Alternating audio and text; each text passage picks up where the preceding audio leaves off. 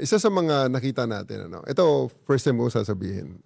One of the things that former President Duterte said, itong lately lang, na he stands by his decision, he's proud of his legacy, kamamatayan niya. Ang tanong lang doon, ano ba yung legacy na yon? Ano ba yung ginawa niya? Bakit it appears na lahat ng mga kasama niya that enabled him to do what he is saying that is his legacy, lahat nagdidistansya na.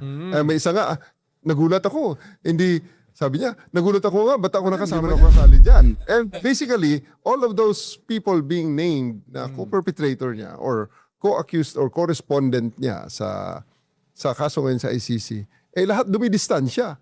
So if you are so proud of that kind of legacy, if you are so proud of what you've done, why is it now that nobody's Meron ba doon at marami ba sa inyo na nagsabi na, uy, teka, mali naman ata itong nangyayari nung panahon niya? O may kilala kasi ako, hindi ko lang kung totoo to, pero ito may nangyari, may isa akong alam na pulis na nag-resign from the police force at binaril. Ayaw niya kasing gawin yung inutos eh.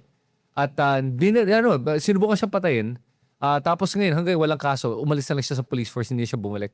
Dahil natakot siya para sa pamilya niya. Hindi ko alam yung mga ganyang kwento sa loob ng mga kapulisan kung meron ba kayong code na pwedeng magsalita. Sabi ng Commander-in-Chief, may ganun eh. So, marami pa actually yan na mga iniimbestiga ng ICC at hindi lang naman doon sa mga principals, kundi hanggang sa baba ay nag-iimbestiga rin sila. Wow. Talking about that, no, yung nabanggit ni General, no?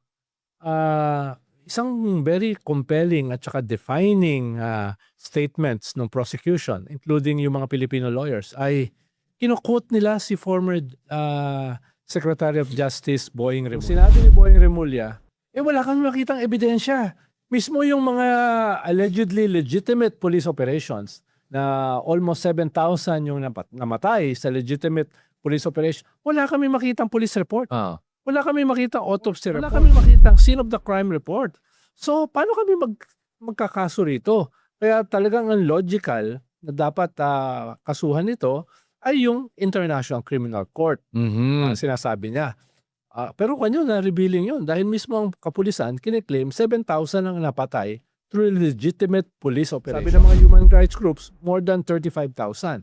Pero kahit yung 7,000, sabi ni Secretary Boying Remulla noon at saka si DILG Secretary John Vic Remulla ngayon, ang ginamit nilang term, erase. He's been in day for I think 14 years na. Okay. And, he's been doing a good job. Okay. How I wish I had met him or even known that he existed. Kasi nakakalungkot naman kung ang like ang mga iba't ibang departamento ng ating gobyerno, hindi natin alam kung sino yung nagli-lead.